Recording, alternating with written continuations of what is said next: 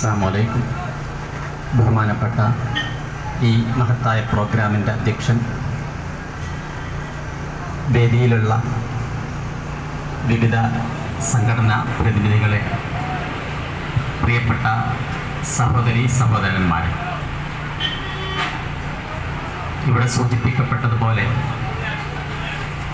Indian സ്വാതന്ത്ര്യ സമരത്തിൻ്റെ ഭാഗമായിരുന്ന മുഹമ്മദ് അബ്ദുറഹ്മാൻ സാഹിബും ഈ മൊയ്ദ് മൗലവിയുമൊക്കെ നേതൃത്വം നൽകിയ ഒരു നവോത്ഥാന പ്രസ്ഥാനത്തിൻ്റെ യുവജന വിഭാഗം ഈ റിപ്പബ്ലിക് ദിന ആഘോഷത്തിൻ്റെ ഭാഗമായിട്ട് തന്നെ യുവത്വം ഡോക്ടർ അംബേദ്കറിനെ വായിക്കുന്നു എന്ന പേരിൽ ഒരു ജനജാഗ്രത സദസ്സ് ഇവിടെ സംഘടിപ്പിച്ചിരിക്കുകയാണ്.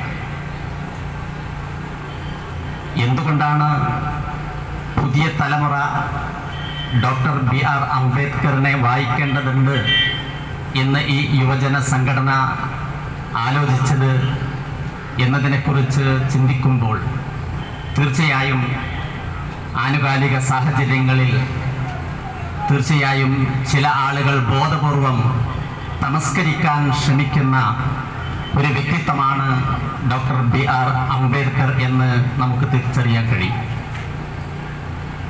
പലരും ഭയപ്പെടുന്നുണ്ട് അദ്ദേഹത്തിൻ്റെ മുൻകൈയിൽ ഈ രാജ്യത്ത് രൂപപ്പെട്ട ഏറ്റവും മഹത്തായ ഭരണഘടനയെ, അതിലെ ചില മൂല്യങ്ങളെ ചിലരെങ്കിലും ഭയപ്പെടുന്നുണ്ടോ എന്ന് നാം സംശയിച്ചു പോകുന്ന ഒരു സാഹചര്യമാണുള്ളത്. ഡോക്ടർ BR അംബേദ്കർ നമ്മുടെ രാജ്യത്ത് നിലനിന്നിരുന്ന അതിനീചമായ ജാതി വ്യവസ്ഥയുടെ എല്ലാവിധ ദുരന്തങ്ങളും ഒരു കാലത്ത് അനുഭവിച്ച ഒരു വ്യക്തിയാണ്. അദ്ദേഹം മഹാരാഷ്ട്രയിൽ 1891 ജനിക്കുന്ന സമയത്ത് അദ്ദേഹത്തിൻ്റെ വിദ്യാഭ്യാസ കാലഘട്ടമൊക്കെ വളരെ പ്രയാസകരമായിരുന്നു എന്നതാണ് ഒരു വസ്തുത. അദ്ദേഹത്തിൻ്റെ പിതാവ് അന്നത്തെ ബറോഡ രാജാവിൻ്റെ ഒരു സൈന്യത്തിലെ അംഗമായിരുന്നത് കൊണ്ട് മാത്രമാണ് അദ്ദേഹത്തിന് വിദ്യാഭ്യാസം നേടാൻ കഴിഞ്ഞത്. അദ്ദേഹത്തിൻ്റെ സമുദായത്തിൽ നിന്ന് ആദ്യമായൊരു മെട്രിക്കുലേഷൻ പാസ്സാകുന്ന ഒരു വ്യക്തിയാണ് BR അംബേദ്കർ. അദ്ദേഹം പഠിച്ചത് തന്നെ പ്രയാസങ്ങളും അവഗണനകളും സഹിച്ചുകൊണ്ടാണ്. അദ്ദേഹത്തിൻ്റെ സ്കൂൾ വിദ്യാഭ്യാസത്തെക്കുറിച്ച് പറയപ്പെടുന്നുണ്ട്, അദ്ദേഹം ക്ലാസ്സിലേക്ക് വരുന്ന സമയത്ത് കുട്ടികളൊക്കെ ബെഞ്ചിലിരുന്ന് പഠിക്കുമ്പോൾ അംബേദ്കറിന് ബെഞ്ചിലിരിക്കാൻ അവകാശമില്ല. വീട്ടിൽ നിന്ന് കൊണ്ടുവരുന്ന ഒരു പഴയ ചാക്കിൽ ക്ലാസിൻ്റെ ഒരു മൂലയിൽ ഇരുന്ന് പഠിക്കാനായിരുന്നു അംബേദ്കർ വിധിക്കപ്പെട്ടത്. കാരണം അദ്ദേഹം ജനിച്ച ജാതി അത് സവർണ ജാതിയായിരുന്നില്ല, വളരെ താഴ്ന്ന ഒരു ജാതിയായിരുന്നു. അദ്ദേഹത്തിന് പലപ്പോഴും സ്കൂളിലെ അറ്റൻഡർ ടാപ്പ് തുറന്നു കൊടുത്തിട്ടില്ലെങ്കിൽ കുടിവെള്ളം കുടിക്കാൻ അവകാശമുണ്ടായിരുന്നില്ല. കാരണം അദ്ദേഹം എങ്ങാനും ആ ടാപ്പിൽ സ്പർശിച്ചു കഴിഞ്ഞാൽ ക്ലാസ്സിൽ പഠിക്കുന്ന, സ്കൂളിൽ പഠിക്കുന്ന മറ്റു കുട്ടികൾക്കൊന്നൊക്കെ അവരുടെയൊക്കെ വെള്ളം അവരൊക്കെ ആകെ അയിത്തമായി പോയതുകൊണ്ട് അവർക്ക് വലിയ പ്രശ്നമായിരുന്നു. അതുകൊണ്ട് അറ്റൻഡർ തുറന്നു കൊടുക്കാൻ ലീവ് എടുക്കുന്ന ദിവസം അദ്ദേഹത്തിന് കുടിവെള്ളം പോലും മുടക്കപ്പെട്ടിരുന്നു എന്നുള്ളതാണ്. പക്ഷേ അദ്ദേഹം സമർത്ഥനായ ഒരു വിദ്യാർത്ഥി ആയതുകൊണ്ട് പഠിച്ചു. ബോംബെയിൽ നിന്ന് തന്നെ അദ്ദേഹം ഡിഗ്രി പാസ്സായി. അന്നത്തെ ബറോഡ രാജാവിൻ്റെ വലിയൊരു സപ്പോർട്ട് ഉണ്ടായതുകൊണ്ട് അദ്ദേഹത്തിന് ന്യൂയോർക്കിൽ പോകാൻ കഴിഞ്ഞു. അവിടെ നിന്ന് അദ്ദേഹം PG പാസ്സായി. തുടർന്ന് അദ്ദേഹം ഡോക്ടറേറ്റ് എടുത്തു. അവിടുന്ന് ലണ്ടനിലേക്കും അദ്ദേഹം പോയി. അവിടെ നിന്ന് രണ്ടാമതൊരു ഡോക്ടറേറ്റ് കൂടി എടുക്കുന്നുണ്ട്. ഇങ്ങനെ PGയും 2 ഡോക്ടറേറ്റും ഒക്കെ ഉണ്ടായി. നാട്ടിൽ തിരിച്ചു വന്നപ്പോഴും നാട്ടിലൊരു ജോലി അദ്ദേഹത്തിന് നൽകാൻ പോലും അന്നത്തെ ജാതി വ്യവസ്ഥയുടെ ആ കുടിലമായ മനസ്സ് അനുവദിച്ചിരുന്നില്ല എന്നാണ്.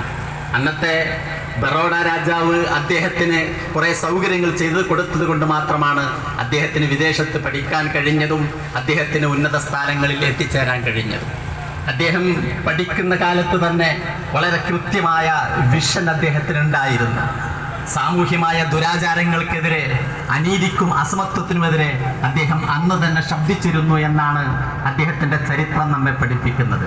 അദ്ദേഹം തൻ്റെ റിസർച്ചിൻ്റെ ഭാഗമായി ആദ്യം എഴുതിയ ലേഖനം തന്നെ അന്ന് ബ്രിട്ടീഷ് ഗവൺമെൻറ് നാട്ടുരാജാക്കന്മാരിൽ നിന്ന് നികുതി മുഴുവൻ പിടിച്ചെടുക്കുകയും അവർക്ക് അവകാശപ്പെട്ട വക ഒന്നും തിരിച്ചു കൊടുക്കാതിരിക്കുകയും ചെയ്യുന്ന ഇന്ന് നമ്മുടെ പല സംസ്ഥാനങ്ങളും അനുഭവിക്കുന്ന ചില പ്രശ്നങ്ങളുണ്ടല്ലോ.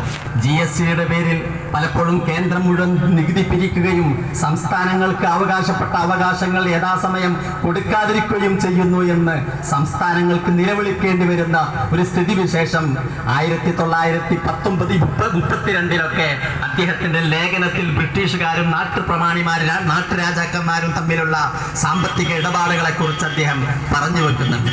അദ്ദേഹം വളരെ വലിയ കാഴ്ചപ്പാടോടുകൂടി തന്നെ ഭരണകൂടത്തെ രണ്ടായി തിരിക്കുന്നുണ്ട്. നാട്ടുകാർക്ക് ജനങ്ങൾക്ക് വേണ്ടി ഭരിക്കുന്ന ഭരണകൂടവും ജനങ്ങളുടെ ഭരണകൂടവും രണ്ടായിട്ട് 1920കളിൽ അദ്ദേഹത്തിന്റെ ലേഖനങ്ങളിൽ അദ്ദേഹം അത് സമർത്ഥിക്കുന്നുണ്ട്. രണ്ടു തരം ഭരണകൂടത്തെ കുറിച്ച്. ഒന്ന് ജനങ്ങൾക്ക് വേണ്ടി ഭരിക്കുന്ന ഭരണകൂടമാണ്, മറ്റൊന്ന് ജനങ്ങളുടെ ഭരണകൂടമാണ്. ഏത് സ്വേച്ഛാധിപതികളും എന്നും അവകാശപ്പെടുന്നത് ഞങ്ങൾ ജനങ്ങൾക്ക് വേണ്ടി ഭരിക്കുന്ന ഭരണാധികാരികളാണ് എന്നാണ്.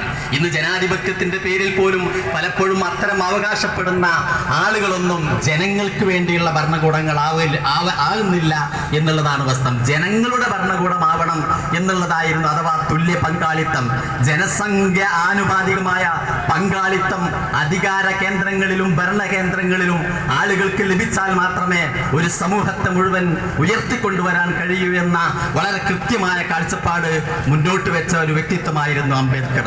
അദ്ദേഹത്തിന്റെ ദിഷണ കൊണ്ട് തന്നെയാണ് ഇന്ത്യക്ക് സ്വാതന്ത്ര്യം നേടിയപ്പോൾ ഇന്ത്യയുടെ ഒന്നാമത്തെ നിയമമന്ത്രിയായി അദ്ദേഹം ജവഹർലാൽ നെഹ്റു മന്ത്രിസഭയിൽ നിയമിക്കപ്പെട്ടത്. എന്ന് മാത്രമല്ല, 47 സ്വാതന്ത്ര്യം നേടിയ നമ്മൾ 50-ലാണല്ലോ ഒരു പരമാധികാര റിപ്പബ്ലിക്കായി പ്രഖ്യാപിക്കുന്നത്. നമുക്ക് 2 വർഷത്തിലേറെ സമയമെടുത്താണ് ഒരു ഭരണഘടന നമുക്ക് ഉണ്ടാക്കാൻ കഴിഞ്ഞത്. ആ ഭരണഘടനയുടെ ശില്പി അല്ലെങ്കിൽ അതിന്റെ അധ്യക്ഷനായി അന്ന് സർക്കാർ നിയമിച്ചത് ഈ മഹാനായ BR അംബേദ്കറെയായിരുന്നു. അദ്ദേഹം ആ ഭരണഘടനയിലൂടെ മുന്നോട്ട് വെച്ചത് ഈ രാജ്യത്തിന്റെ വൈവിധ്യത്തിന്റെ ആ യഥാർത്ഥ ചിത്രമാണ്. ഈ രാജ്യം എന്നത് ഒരു അത്ഭുതകരമായ രാജ്യമാണ് എന്ന് ഇന്ത്യയെ കുറിച്ച് പറയാം. കാരണം ഇത്രയേറെ മതങ്ങളുള്ള, ഇത്രയേറെ ജാതികളുള്ള, ഇത്രയേറെ ഭാഷകളുള്ള, ഇത്രയേറെ സംസ്കാരങ്ങളുള്ള, ഇത്രയേറെ വൈവിധ്യങ്ങളുള്ള മറ്റൊരു രാജ്യം നമുക്ക് ലോകത്ത് കാണാൻ കഴിയില്ല. അതുകൊണ്ട് തന്നെ ഇന്ത്യയുടെ എല്ലാ വൈവിധ്യങ്ങളെയും കോർത്തിണക്കിക്കൊണ്ട് ആ വൈവിധ്യങ്ങൾ മുഴുവൻ അംഗീകരിക്കുന്ന ഒരു ഭരണഘടനയാണ് സത്യത്തിൽ BR അംബേദ്കറുടെ നേതൃത്വത്തിൽ ഇവിടെ രൂപപ്പെട്ടത്.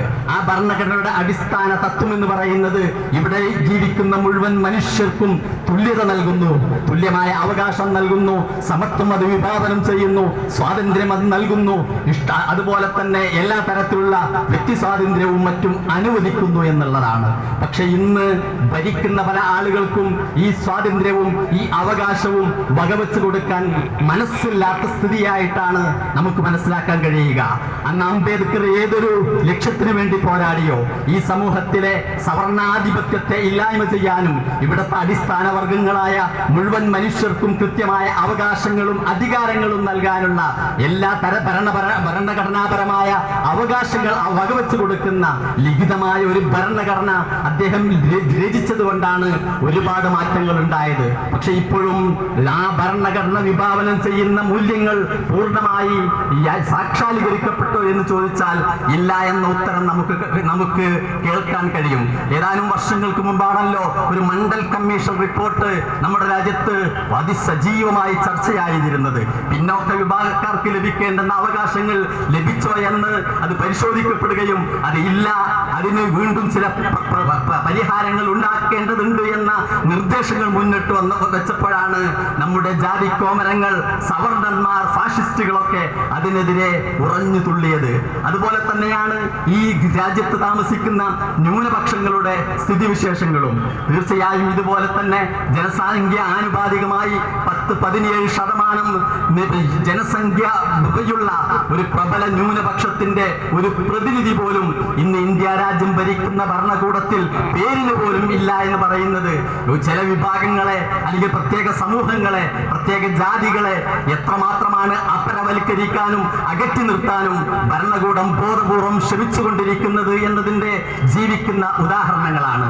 ഈ ഭരണഘടനയാണ് ഇന്ന് ഈ ആളുകൾക്ക് ഏറ്റവും വലിയ കണ്ണിലെ കരടായി നിൽക്കുന്നത്. കാരണം ആ ഭരണഘടന മനുഷ്യർക്ക് നൽകുന്ന, ഈ പൗരന്മാർക്ക് നൽകുന്ന അവകാശങ്ങൾ അത് അതേപോലെ ഭരണഘടനയിൽ നിലനിന്നാൽ പലതും തങ്ങളുടെ താല്പര്യങ്ങൾക്ക് വിരുദ്ധമാകുമെന്നാണ് ഇത്തരം ഫാഷിസ്റ്റ് ചിന്താഗതിയുള്ള ആളുകൾ ഇപ്പോഴും ചിന്തിച്ചു കൊണ്ടിരിക്കുന്നത്. അതുകൊണ്ട് തന്നെയാണ് മഹാനായ ഡോക്ടർ BR അംബേദ്കറിനെ എതിർക്കാനും അദ്ദേഹത്തെ പരിഹസിക്കാനും നേരത്തെ ഇവിടെ സൂചിപ്പിച്ചു, ഉത്തരവാദപ്പെട്ട ഒരു മന്ത്രി പാർലമെന്റിൽ തന്നെ പറയുകയാണ്, എന്തിനാണ് നിങ്ങൾ അംബേദ്കർ അംബേദ്കർ അംബേദ്കർ എന്ന് പറഞ്ഞുകൊണ്ടിരിക്കുന്നത്? ആ പറയുന്ന അത്രം ദൈവമേ ദൈവമേ എന്ന് പറഞ്ഞിട്ടുണ്ടെങ്കിൽ നിങ്ങൾക്ക് ഏഴ് ലോകത്തും സ്വർഗം കിട്ടുമെന്നൊക്കെയാണ് ഒരു ഉത്തരവാദപ്പെട്ട മന്ത്രി ഇന്ന് പ്രസംഗിച്ചു കൊണ്ടിരിക്കുന്നത്. എവിടെ എത്തി?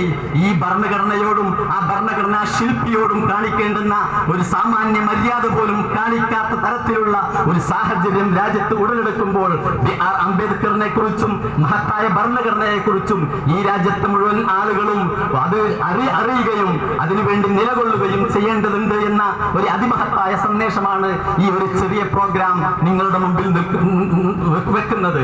തീർച്ചയായും ഈ ഭരണഘടന സംരക്ഷിക്കുക എന്നത് നമ്മുടെ രാജ്യത്തെ സംരക്ഷിക്കുന്നതിന്റെ ഏറ്റവും മഹത്തായ ഒരു കടമയാണ്, അല്ലെങ്കിൽ ഒരു ഘടകമാണ് എന്ന ഒരു തിരിച്ചറിവ് നമുക്കുണ്ടാകണം. അതുകൊണ്ട് തന്നെ ഈ രാജ്യത്തിലെ മുഴുവൻ പൗരന്മാർക്കും തുല്യ അവകാശം നൽകുന്ന, എല്ലാവരെയും സമന്മാരായി കാണുന്ന ഈ മഹത്തായ ഭരണഘടന അത് നിലനിർത്തുക എന്നുള്ളതാണ് ഇന്നത്തെ നമ്മുടെ ഏറ്റവും വലിയ വെല്ലുവിളികളിൽ ഒന്ന് എന്ന ഒരു തിരിച്ചറിവോടുകൂടി അതിനെതിരെ വരുന്ന എല്ലാ തരത്തിലുള്ള പ്രലോഭനങ്ങളെയും അല്ലെങ്കിൽ പ്രകോപനപരമായ പ്രവർത്തനങ്ങളെയും തിരിച്ചറിഞ്ഞുകൊണ്ട് തീർച്ചയായും മുന്നോട്ട് പോകാൻ സമൂഹത്തിന് കഴിയണം എന്നുള്ള ഒരു സന്ദേശമാണ് ഈ ഒരു പ്രോഗ്രാം നൽകുന്നത് എന്ന് ഞാൻ മനസ്സിലാക്കുന്നു.